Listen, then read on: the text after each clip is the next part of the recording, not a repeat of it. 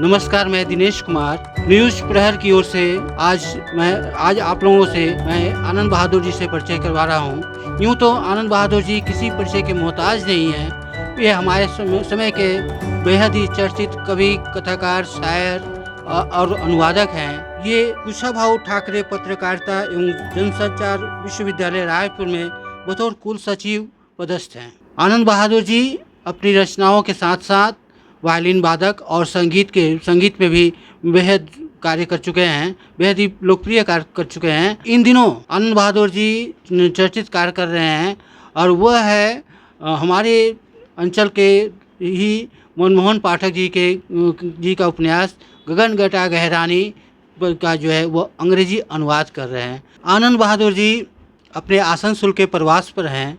आनंद बहादुर जी पहले यहीं पर रहते थे, अब जो है लंबे अंतराल के बाद फिर अपने दोस्तों से मिलने यहाँ पधारे हैं और इसी समय का सदुपयोग करते हुए हम लोगों ने उनसे मिलने के क्रम में एक साक्षात्कार लिया है। आनंद बहादुर जी, आपने अनुवाद के क्षेत्र में बहुत सारे कार्य किए हैं, तो इसमें आप इसकी रुचि आपको कब जागृत हुई, कृपया बताएं। देखिए दिनेश भाई, पढ़ना और लिखना लगभग एक आदमी जिस समय से शुरू करता है एक साथ ही लगभग पढ़ना, लिखना, सोचना, समझना।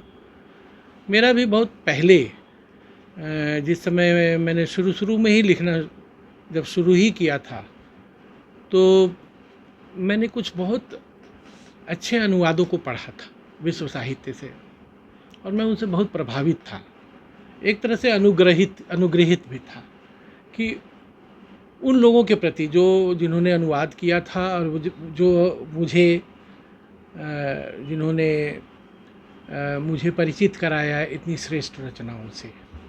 तो एक तरह का कृतज्ञता भाव मेरे अंदर था और बहुत पहले ही भी लगभग 84-85 के आसपास में मैंने मोपासा की कुछ कहानियों का अनुवाद किया था और एक चीनी लेखिका, बड़ी लेखिका थी तिंगलिंग, उनकी मुझे याद है कि कहानी थी, उसका अनुवाद किया था। और फिर धीरे धीरे करके अनुवाद कार्य लगातार चलता रहा और वो एक तरह का खुद ही एक स्पॉन्टेनियस एक क्रिया जैसी चीज़ थी मेरे लिए। इसमें कोई संदेह नहीं है कि इन दिनों, हाल के दिनों में मैंने ज़्यादा अनुवाद किए हैं और अनुवाद अधिक मात्रा में भी हैं और अधिक तेज़ी से, तीव्रता से और सहजता से अनुवाद हुए हैं। कई पत्रिकाओं के लिए किया है, अपने इच्छा से भी अनुवाद किया है। तो धीरे धीरे जो एक इक्का दुक्का अनुवाद का क्रम था वो मेरे लिए वो तेज़ होता गया है। तो इसका जवाब यही है कि लंबे समय से अपने आप जैसा लिखना पढ़ना किया, उसी के साथ साथ अनुवाद भी साथ साथ चलता आया है। जी, इस बार का अनुवाद जो है तो पिछले बार से इस मायने में भिन्न है कि पिछली बार जो है आपने विदेशी भाषाओं से हिंदी में अनुवाद किया था और इस बार जो गगन घटा गहरानी जो मनमोहन पाठक जी का उपन्यास है इसका अनुवाद जो है आप अंग्रेजी भाषा में कर रहे हैं। हाँ। तो इसमें आप इस उपन्यास को अंग्रेजी भाषा में जब अनुवाद कर रहे हैं तो क्या मतलब आपको कौन सी चीज़ जो है आपको लगी कि इस भाषा को अंग्रेजी भाषा में ही अनुवाद करनी चाहिए? देखिए, लगभग 95% जो अनुवाद हुए हैं हिंदी में वो लगभग अंग्रेजी से हिंदी में ही हुए हैं। बहुत कम अनुवाद हिंदी से या भारतीय भाषाओं में दूसरी भाषाओं से हुए होंगे, मुझे नहीं पता है, लेकिन हिंदी से अंग्रेजी के बहुत कम अनुवाद हुए हैं। तो हिंदी से अंग्रेजी अनुवाद करना एक तरह की उल्टी गंगा बहाना है। लगभग सीधी गंगा वही है कि अंग्रेजी में विश्व साहित्य के बहुत सारे अनुवाद उपलब्ध हो जाते हैं, जैसे कि अब काफ्का है या इत्यादि के, तो या कामू का प्लेग है तो वो फ्रेंच में लिखा हुआ है, वहाँ से अंग्रेजी में अनुवाद होकर के हमें उपलब्ध होता है। जाहिर है कि ज़्यादातर हिंदी भाषी लोग अंग्रेजी जानते हैं, दूसरी भाषाओं को नहीं जानते हैं। तो अंग्रेजी से हिंदी में बहुत आसान है अनुवाद करना। हिंदी हमारी भाषा है। भाषा को जानने का मतलब सिर्फ कुछ शब्द भाषा नहीं होता। भाषा को जानने का मतलब होता है कि उस सभ्यता, संस्कृति के समस्त तत्वों के बारे में जानकारी रखना, और उसके भीतरी जो उसके गुण जो होते हैं, उसके ध्वन्यक संस्कार जो होते हैं, उसका जो भी अंदर में एक म्यूजिकालिटी होती है, एक आहंग होता है, जो सांस्कृतिक तत्व होते हैं, सांस्कृतिक तत्व। तो हिंदी भाषी होने के चलते हिंदी भाषा में अनुवाद करते हुए उन सांस्कृतिक तत्वों को आपको कहीं से लाना नहीं पड़ता है। तो इस तरह से अंग्रेजी से हिंदी, और चूँकि अंग्रेजी शिक्षा हमारी होती रही है, अंग्रेज हमारे यहाँ आए, उन्होंने अंग्रेजी हम लोगों को सिखला दी है इतनी अच्छी तरह से कि हम अंग्रेजी लगभग ठीक ठाक जान लेते हैं और अंग्रेजी में समझ लेते हैं। तो उस मूल से मुझे अपनी भाषा में लाना एक आसान काम है, लेकिन उल्टी गंगा बहाना, तो वहाँ पर फिर अंग्रेजी सभ्यता या विश्व की उस सभ्यता, संस्कृति, उसके तत्वों का मामला हो जाता है, इसलिए कठिन है। जी, अभी आपने जिन लेखकों का नाम लिया, और वे सारे के सारे जो हैं अपने अपने विषय के जो हैं सब कालजयी लेखक हैं, तो आखिर गगन घटा गहरानी में वे कौन से तत्व आपको दिखाई दिए कि आपने उसे अंग्रेजी में अनुवाद करने की हाँ, ये किया? बहुत महत्वपूर्ण बात है कि लगातार हम लोग लगता है कि बहुत ज़्यादा मुखी हो गए हैं। हमेशा अंग्रेज़ी या विश्व भाषाओं की तरफ या वहाँ से उनके साहित्य की ओर हमारा ध्यान रहता है, और हम एक प्रशंसा भाव से उसकी ओर देखते रहते हैं, जबकि हिंदी में, अपनी भाषाओं में, भारतीय भाषाओं में श्रेष्ठ साहित्य है। मनमोहन पाठक जी का उपन्यास जो है गगन घटा गहरानी, इस मामले में मुझे एक बहुत ही उपयुक्त उपन्यास लगा। मुझे ऐसा लगा कि कब तक हम कामू, काफ्का, लुकास, अदोर्नो का अनुवाद कर कर के लाते रहेंगे, कुछ हम अपने उपन्यासकारों का भी अनुवाद करें। तो गगन घटा गहरानी एक ऐसा उपन्यास है जो कि उपन्यास के रूप में मुझे एक आदर्श उपन्यास जो है मेरे मन में। उपन्यास लगभग एक यूरोपियन विधा है, जो यूरोपियन उपन्यास है, एक दो जो यूरोपियन नॉवेल है, वो लगभग हिंदी में अभी तक पूरी तरह से नहीं उतरा है, मैं यह मानता हूँ। लेकिन गगन घटा गहरानी इस तरह से मेरे अपने मूल्यांकन में एक कंप्लीट नॉवेल है, और वो उसमें बहुत सारी खूबियाँ हैं। वो बड़ा ही कॉम्पैक्ट, उसकी वो जो है उसमें कहीं भी स्पेस मुझे नहीं दिखा। और एक बात मुझे बहुत प्रभावित की कि इतने व्यापक वितान पर लिखे गए उपन्यास में उन्होंने बहुत मनोभावों को बहुत सूक्ष्मता से, बहुत मितव्ययता के साथ चित्रित किया है।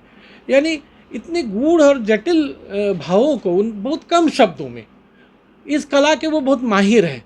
तो इस तरह से एक बहुत व्यापक और बहुत बड़ा उपन्यास, लेकिन वो हर पल, हर शब्द में हृदय को छूता है। कभी कभी तो एक शब्द आपको काफ़ी देर तक के लिए आपको हिला कर रख देता है। तो मुझे एक सटीक उपन्यास दिखा। मुझे लगा कि अंतर्राष्ट्रीय स्तर पर अन्य भाषाओं के उपन्यासों को बुकर और नोवेल इत्यादि पुरस्कार मिलते हैं। मेरे मन में लगा कि अगर गगन घटा गहरानी अंग्रेजी में उपलब्ध हो जाए तो यह एक ऐसा उपन्यास है जिसको बुकर मिलना चाहिए, या कोई ऐसा पुरस्कार भी मिलना चाहिए, उसके लायक मुझे लगा। तो मैंने उनसे बिना पूछे ही शुरू कर दिया था। ऐसे हम लोगों के परिचित हैं, और थोड़ी सी बातचीत हुई तो मैंने देखा कि एक बहुत ही सिंपल, बहुत ही सहज और सरल व्यक्ति हैं। वो अपने आप को कभी भी प्रकाश में नहीं लाते हैं। वे किसी प्रकार से, मतलब कि प्रचार तंत्र के बहुत दूर व्यक्ति हैं। तो ऐसा व्यक्ति जो प्रचार के तंत्र से दूर है और जिसने एक बहुत महत्वपूर्ण उपन्यास लिखा है, तो कुल मिला के मुझे लगा कि ये काम करना चाहिए। कहा जाता है कि कथा साहित्य जो है अपने चरित्रों के लिए याद किया जाता है। आप हिंदी कथा साहित्य या विश्व कथा साहित्य में अगर देखेंगे तो बहुत सारे चरित्र से उस उपन्यास के बारे में आप उसकी रुचि और उसकी दशा और दिशा के बारे में जान जाएंगे। जैसे होरी गुदान के लिए होरी हो, या महिला अंचल का जो है वो उसका नायक हो। तो इस उपन्यास का ऐसा कौन सा चरित्र या कथानायक है जिसने आपको बहुत ज़्यादा जो है प्रभावित किया? देखिए, ये जो उपन्यास है ना, तो एक बहुत व्यापक वितान का है। वो जो गगन घटा गहरानी शब्द में जो गहराना, या उसको मैं डेंसिटी के रूप में मैंने डेंस क्लाउड्स लिखा है। तो जो डेंसनेस जो होता है ना, वो अनेक स्तरीय बहुत सारे लेयर्स में होता है, कोई एक, और हर लेयर का प्रकाश अलग अलग होता है उसका।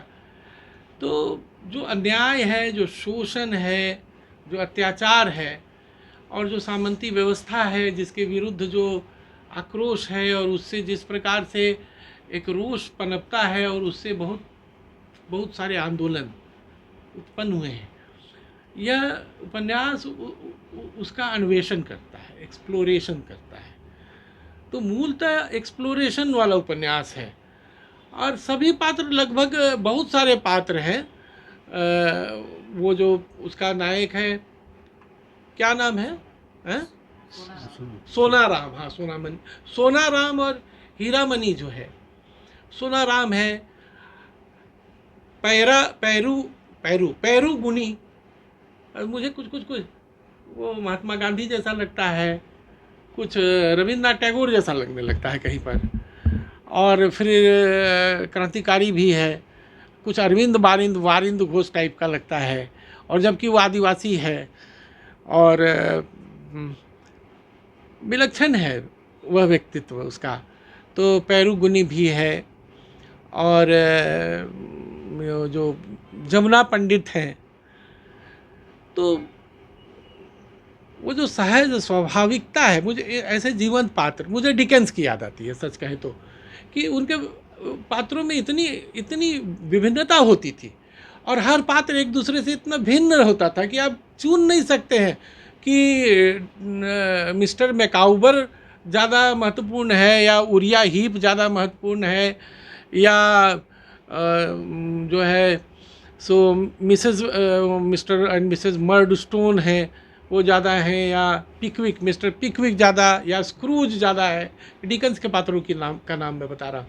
उसी तरह से लगभग हर पात्र जो है मनमोहन पाठक के एक दूसरे से अलग, और एकदम बहुत सटीक, जैसे कि कोई चित्रकार एकदम सटीक रेखाएं बनाकर खींचता है चित्र, जीवन से खींचा हुआ, और एकदम बहुत ज़्यादा रोचक, अपना ध्यान खींचने वाला पात्र है।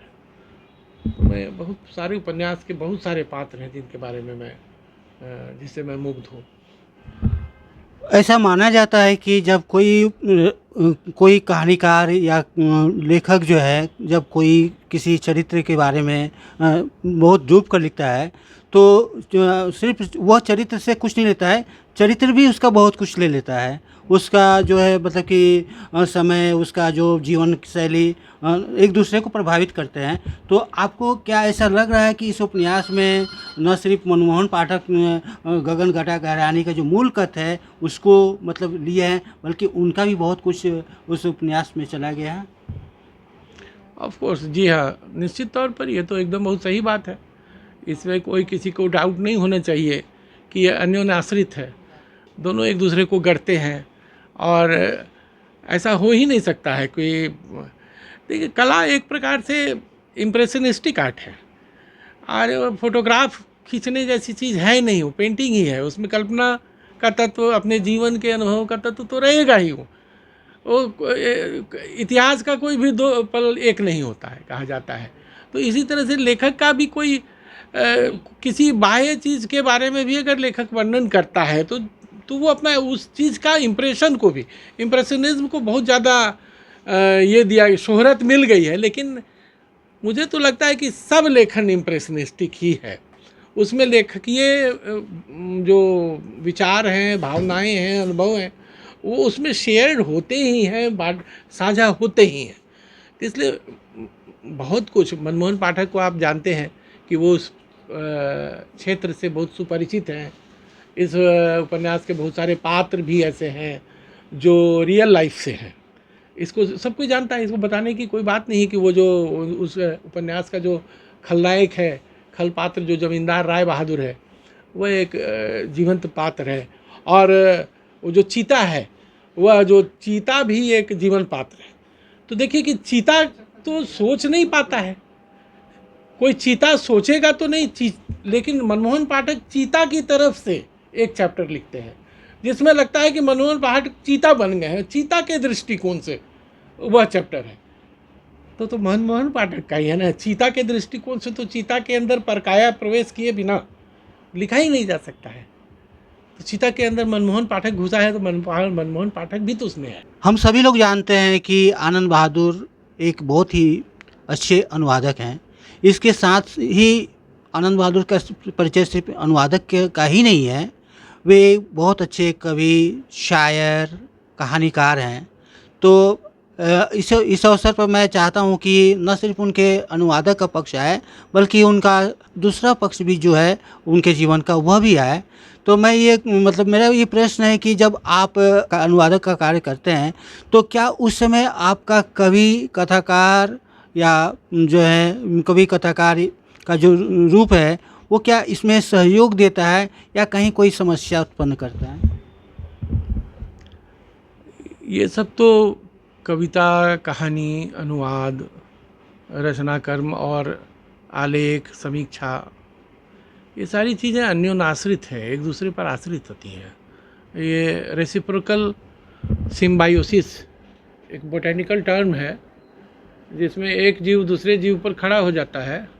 जिसको चलना नहीं होता है वो चलने वाला कछुआ के ऊपर एक पेड़ जैसा कोई जीव समुद्र में चिपक जाता है और उसको कुछ तत्व, भोजन का तत्व भी दे देता है। ये तो रेसिप्रोकल होता है। तो सभी प्रकार के लेखन एक दूसरे से जुड़े हुए हैं। अनुवाद कोई अलग थलग क्रिया तो है नहीं, और अनुवाद सहज रूप से ही मेरे पास आया है। और आप देखेंगे जैसे कामू को मैंने अनुवाद किया तो मैंने पाया कि वो बहुत दृश्यात्मक, बहुत एक तरह का लगता है कि अगर आप कामू के टिपाशा, जो उनका पैतृक वो मतलब वह गांव है जहां वो जन्म लिए थे अल्जीरिया में, टिपासा संबंधित जो आलेख हैं, नुप्शियल सेट टिपासा है, यानी जिसका मैंने अनुवाद टिपासा में विवाह, और टिपासा वापस लौटना, जहाँ की समुद्रों के बीच में, वे समुद्र को बहुत पसंद करते थे। तो प्रकृति का जो दृश्यांकन करते हैं या मनोभावों का, जैसे प्लेग में जैसे किया है, तो मुझे नहीं लगा कि मैं कोई गद्यकार को पढ़ रहा हूँ। वे पोएटिक है। मूलतः मुझे ऐसा लगता है कि कामू और काफका में क्या अंतर है, मैंने हमेशा सोचा है। तो मुझे लगा कि कामू बड़े कवि हैं और काफका बड़े विचारक हैं। विचार का तत्व उनके पास, काफका के पास ज़्यादा सुदृढ़ है। तो गद्य और पद्य में एक अंतर यह होता है कि जो पद्य है वह अनेक सतही, अनेक स्तरीय और होता है, बशर्ते कि उसका सारा अर्थ उसके भीतरी संरचना से निकले, बाहर से कोई थोपा नहीं हो। अनेक व्याख्याएं हो सकती हैं। तो कविता और गद्य में यही अंतर है। और दरिदा जैसा कहते हैं कि पाठ तो हमेशा आदमी का, पाठक का अपना होता है। किसी क्रिटिक का पाठ कोई पाठक नहीं अपनाता है, तो लेखक का भी पाठ कोई पाठक नहीं अपनाता है। सबका अलग अलग पाठ है। तो इस रूप में सब मैं अपने पाठ के साथ रहता हूँ। मेरे पास एक पाठ है। पाठ मतलब मेरे पास एक टेक्स्ट है। टेक्स्ट जो है लिटरेचर का टेक्स्ट है, वो प्रोज का टेक्स्ट नहीं है, वो पोइट्री का टेक्स्ट नहीं है, वो साहित्य की समझ का टेक्स्ट है। साहित्य की समझ का जो टेक्स्ट होता है, जो पाठ होता है, वो सब प्रकार के साहित्य की समझ में काम देता है। वो एक तरह का, आपने देखा होगा, एक तरह का प्लास्टिक आता है जिससे आप अगर सांचा में डाल दे तो घोड़ा बन जाएगा, फिर सांचा से निकाल के गोला बना के दूसरे सांचे में दे तो उसमें से मोर बन के निकाला जाएगा। उसको अंग्रेजी में एक टर्म है, उसको एसएम प्लास्टिक कहते हैं। तो जो प्रतिभा होती है वो एसएम प्लास्टिक होती है। तो अनुवादक भी एक एसएम प्लास्टिक प्रतिभा है। उसमें किस सांचे में उसको डाल दें, अगर आप घोड़ा वाला सांचा में डाल देंगे तो वो घोड़ा बन के निकलेगा, और अगर वो आप उसको मोर के सांचे में डाल देंगे तो मोर बन के निकलेगा। यानी अनुवाद का कर्म में मतलब कि कविता, कहानी का और लेख का, गद्य पद्य का कोई खास फर्क नहीं है मेरे अंदाज में। आपको करना आता है तो सब कर लेंगे, और नहीं आप अनुवादक हैं और साहित्य का टेक्स्ट नहीं है तो सब में फेल करेगा। साहित्य का उद्देश्य साहित्य ही होता है और उसका उद्देश्य आदमी होता है। उसका उद्देश्य कोई वाद नहीं होता है। वाद जो है वो एक माध्यम है जो हो भी सकता है और नहीं भी रह सकता है। और पीछे आता हाँ, है, पीछे आगे पीछे आगे आता है, बट उसकी कहा उस मूल बात है उसकी कलात्मकता, और वो पूर्ण रूप से कलात्मक उपन्यास जो है गगन घटा गहरानी है। देखिए, कलात्मकता को की भी व्याख्या की जानी चाहिए। कलात्मकता जो है सो आइवरी टावर में बैठे हुए कलाकार की कलात्मकता नहीं हो सकती है। मतलब लाइफ और आर्ट नहीं हो सकता, लाइफ और लाइफ ही हो सकता है। जीवन के लिए ही जीवन हो सकता है, कला के लिए जीवन नहीं हो सकता है। अगर कला में जीवन नहीं है तो वो कला भी बेकार है। जीत जिसको कहते हैं, जो स्पिरिट ऑफ द एज अगर को नहीं रहेगी तो वो डेड है, वो मृत कला है। इसलिए कोई कलावाद की ओर मैं नहीं ये व्याख्या कर रहा, मैं नहीं संकेत कर रहा हूँ। मैं यह संकेत कर रहा हूँ कि कुछ मानक होते हैं जिन मानकों से हो करके ही एक सृजन हो पाता है। सृजन में कल्पना और इमेजिनेशन का भी तत्व उतना ही महत्वपूर्ण है, क्योंकि उसके द्वारा किसी ने कहा है ना कि मतलब कि वो जीवन को वैसा नहीं जैसा वह है, बल्कि जैसा वह होना चाहिए, not as it is but as it should be रखा जाता है। तो उसके मानक हैं, लेकिन अंततः जो है जीवन के लिए है, कला जीवन के लिए है। कला अपने मानकों में सीधे कला के मानकों में अगर केवल रहे और वो छिन्नमूल हो जाए, जड़ से हट जाए, जड़ कट जाए उसका, तो ये नहीं हो सकता है। दुष्यंत कुमार कहते हैं कि जिए तो अपने बगीचे में गुलमोहर के लिए और मरे तो गैर की गलियों में गुलमोहर सॉरी तो मैं फिर कह रहा हूँ, जिए तो अपने बगीचे में गुलमोहर के तले, मरे तो गैर की गलियों में गुलमोहर के लिए। गुलमोहर क्या है? ये दोनों चीज़ों का प्रतीक है। गुलमोहर को गर्मी में खिलते जिसने देखा है वो जानता है कि कला का क्या प्रतीक होता है, क्या है मतलब। आप बहुत अच्छे शायर भी हैं, तो क्या कोई एक शायरी आप यहाँ पर, कोई गजल, कुछ पंक्तियाँ? हाँ, कुछ पंक्तियाँ सुना देता हूँ। बल्कि जिस तरह की बात आप कर रहे हैं उस तरीके से मैं जहाँ रिफ्लेक्ट करें वैसी एक दो शेर ऐसे सुनाता हूँ आपको।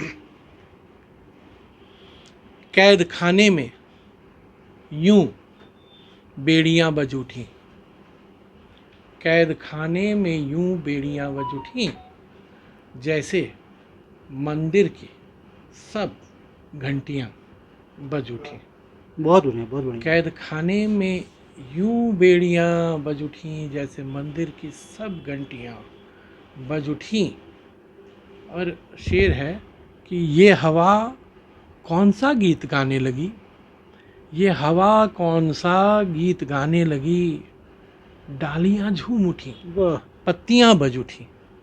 ये हवा कौन सा गीत गाने लगी, डालियां झूम उठी, पत्तियां बज उठी। और एक शेर देखिए, उसमें है कुछ बात कि मौन थी वो बहुत जब किनारे पे थी, मौन थी वो बहुत जब किनारे पे थी, देखते ही भंवर कश्तियाँ बज उठी। मौन थी वो बहुत जब किनारे पे थी, देखते ही भंवर कश्तियाँ बज उठी। और देखिए इसका शेर कि मैं मुकम्मल गज़ल ही पढ़ देना चाह रहा हूँ कि जब समंदर ने तुझको पुकारा नहीं, जब समंदर ने तुझको पुकारा नहीं, क्यों नदी तेरी गहराइयाँ बज उठी। जब समंदर ने तुझको पुकारा नहीं, क्यों नदी तेरी गहराइयाँ बज उठी। और किसके कदमों की आहट मिली है उन्हें, किसके कदमों की आहट मिली है उन्हें, मेरे कमरे की क्यों खिड़कियाँ बज उठी, मेरे कमरे की क्यों खिड़कियाँ बज उठी। और इसका आखिरी शेर देखिए, और ये देखिए हकीकत कि मेरे चारों तरफ बेज़बां धूप है, मेरे चारों तरफ बेज़बां धूप है, किसके आंगन में परछाइयाँ बज उठी। बहुत बढ़िया, बहुत अब ये परछाइयाँ बजना जो है एक बहुत मेटाफर बन सकता है कि मेरे चारों तरफ बेज़बां धूप है। आपको नहीं लगता है कि गगन घटा घरानी में जो डेंसिटी आ रहा है वो बेज़बां धूप में आ रहा है? किसके आंगन में परछाइयाँ बज उठी, तो कैद खाने में यूं बेड़ियाँ बज उठी जैसे मंदिर के सब घंटियाँ बज उठी। आनंद बहादुर जी समकालीन कहानी के चर्चित हस्ताक्षर भी हैं और इनके पास दो कहानी संग्रह के अलावे बहुत सारी कहानियां हैं जो विविध पत्रिकाओं में प्रकाशित होती आई हैं। हम जानना चाहते हैं कि इन्हें इन्हें अपनी कौन सी कहानी ज़्यादा पसंद है और क्यों। देखिए, कठिन सवाल है यहाँ पर एक लेखक से ये जानना कि खुद उसी की कौन सी कहानी उसी को पसंद है। कहानी और कविता में मुझे ये अंतर लगता है एक बड़ा, कि कविता आदमी खुद को सुनाता है, सब्जेक्टिव है, अपने लिए खुद से बात करता है, अंतरालाप होता है काव्य। और कहानी में हमेशा एक पाठक सामने होता है। कहानी लिखी इसीलिए जाती है, कथाकार सोचता है कि कोई इसको पढ़ रहा है, कोई इसको पढ़ेगा। वो अपने बारे में कभी नहीं सोचता है कि मैं पढ़ूंगा। वो कहानी और कविता में एक मूल अंतर मुझे यह हमेशा महसूस हुआ। फिर भी अगर ऐसा सोचा जाए कि मैं अपनी ही कहानी को एक पाठक के रूप में देखूं, ऐसा तब होता है जब कहानी लिख लेने के बाद, प्रकाशित होने के बाद इतना लंबा अंतराल बीत जाए कि उस कहानी की रचना प्रक्रिया से कथाकार मुक्त हो सके। क्योंकि रचना प्रक्रिया जो है उसका जो उसकी वेदना जो है, प्रसव वेदना जैसा ही है कुछ वो, और उसकी खुशी, एक संतान को जन्म देने की खुशी जैसा ही कुछ है। वो थोड़ा मोह, आत्ममुग्धता पैदा करती है। तो जब तक इतनी दूरी में इतिहास में, अपने ही इतिहास में अगर लेखक नहीं आ जाए, तब तक वो सही मूल्यांकन नहीं कर पाता है। इसीलिए तत्काल लिखी हुई कहानियों के बारे में तो मैं नहीं ज़्यादा सोच पाऊँगा, लेकिन पूर्व की कहानियों में कुछ कहानियाँ हैं जिसको लिखकर मुझे संतोष हुआ है। कहानी के बारे में मेरी एक शायद हिंदी के कहानीकारों या ज़्यादातर हमारे जो जिनकी कहानियाँ मैं बहुत पसंद करता हूँ उनसे थोड़ी सी अलग है। वो थोड़ी सी अलग है। शायद मैंने बहुत पश्चिमी कहानियाँ, विदेशी कहानियाँ, जैसे मैंने वो हेनरी को पढ़ा है, कैथरीन मैन्सफील्ड मुझे बहुत पसंद है, और मुझे जेम्स जॉयस पसंद है, और D.H. लॉरेंस भी पसंद है, मोपासा बहुत पसंद है, और समरसेट मॉम बहुत ही पसंद है। इस तरह से एक कहानी का एक कंसेप्ट मेरा भी बना है जो शायद थोड़ा सा हिंदी का जो मुख्य धारा की कहानी है से थोड़ा अलग है। उसे मैंने अपने कहानी बिसात कहानी की भूमिका में लिखा भी है, मैं यहाँ पर आपको बता रहा हूँ। उसमें यह है कि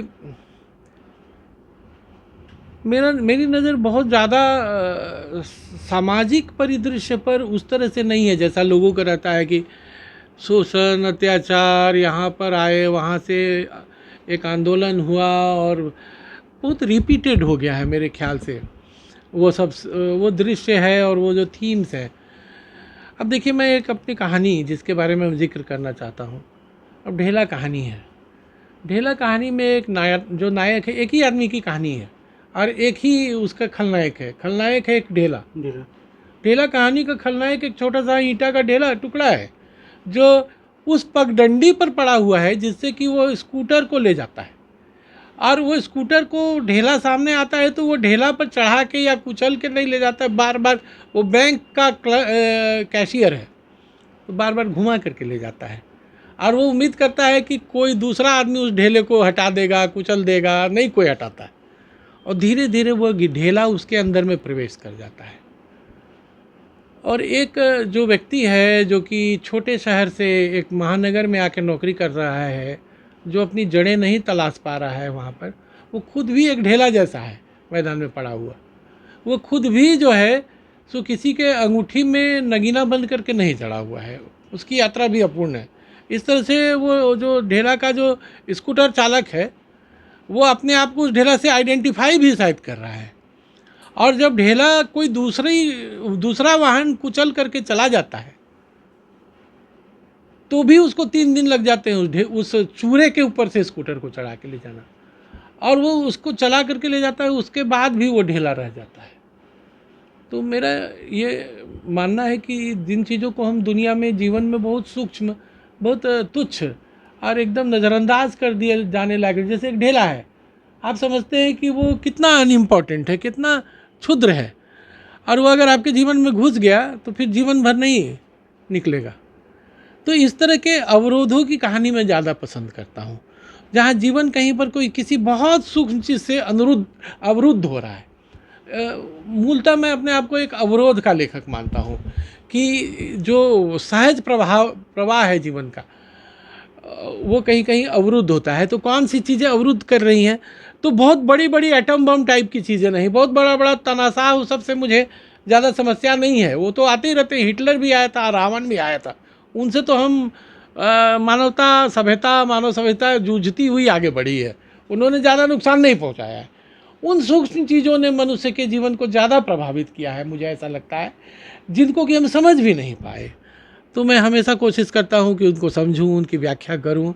उनके व्याख्या करने के लिए एक तरीका है मेरा कि कुछ पात्र गढ़ता हूँ, एक स्कूटर चालक गढ़ता हूँ, या एक आदमी को गढ़ता हूँ जो कहीं से आती हुई एक सीटी कहानी है मेरी। तो उस कहानी में एक पात्र सीटी की आवाज़ सुनता है और वो खोजता है कि कौन सीटी बजा रहा है। वह खुद बहुत अच्छा सीटी बजाता है, और दूसरा जो बजाने वाला है वो उससे भी अच्छी सीटी बजा देता है, और उसको लगता है कि किसको, और उसको कभी कभी लगता है कि पत्नी उससे असंतुष्ट है। तो यहाँ पर पितृसत्तात्मकता थोड़ा सा खेल दिखाती नज़र आती है, लेकिन मूलतः यह कहानी क्वेस्ट की कहानी है। पितृसत्तात्मकता की आलोचना करना मेरा उद्देश्य नहीं था। उसके लिए माया मनोहर कहानियाँ ने बहुत, और उर्दू अफसानों ने बहुत उसको अन्वेषित कर डाला था। तो इस तरह से जो कहानियाँ क्वेस्ट की कहानी, क्वेस्ट मतलब खोज, तलाश, अपनी तलाश, किसी की तलाश, मूलतः तलाश अपनी ही होती है। असली तलाश आदमी अपनी ही करता है, अपने को पाले। तो मार्केस की कहानियों में भी वो तलाश खुद की ही तलाश है। तो थोड़ा थोड़ा सा उनसे भी सीखते हुए, उनके मैजिकल रियलिज्म को उस तरीके से नहीं लेते हुए, लेकिन ये समझते हुए कि वो खोज की कहानियाँ लिखते हैं, तलाश की, और वो सेल्फ की कहानी तलाश है। You don't search someone else, you search yourself, you want to get to yourself. अपने आप तक पहुंच पाना बहुत कठिन है। जी, तो मैं मुझे ढेला सीटी ऐसी जी मुझे लगता है कि आप बहुत बारीक चीज़ों का अध्ययन करते हैं और उसका सूक्ष्म अप्रत्यक्षीकरण करके जो है कहानी में एक नई ताजगी या कहें कि नई प्रस्तुति जो है उत्पन्न करते हैं, और इसलिए ये आपकी कहानियाँ जो हैं बहुत लोकप्रिय होती हैं। आज की जो समकालीन अभी की जो कहानी लिखी जा रही है, इस तरह की कहानियाँ, इसमें क्या संभावनाएं और क्या सीमाएं आपको दिख रही हैं? देखिए, एक तो बात मैं आपकी अभी तुरंत ही रिजेक्ट कर देता हूँ कि मेरी कहानियाँ लोकप्रिय नहीं है, क्योंकि वो इतनी सूक्ष्मताओं को, बल्कि मैं खतरा लेकर के लिख रहा हूँ। खतरा यह है कि मुझे भुला दिया जाएगा, पढ़ा भी नहीं जाएगा, फेंक दिया जाएगा। नहीं, मेरा कहने का मतलब ये पाठकों की तरफ से नहीं है, लेकिन कोई भी बहुत हिंदी कहानी के ट्रेडिशन में इस बात की कोई बहुत कम गुंजाइश है कि मेरे जैसा लेखक जो कि ऐसी चीज़ों के बारे में लिख करके, अब बिसात कहानी में एक ग्रुप मेंटालिटी की कहानी है। अब ग्रुप मेंटालिटी किस तरह से फंक्शन करती है, अब इसका कोई मनोवैज्ञानिक विश्लेषण करता हुआ कथाकार कितना पसंद आ सकता है।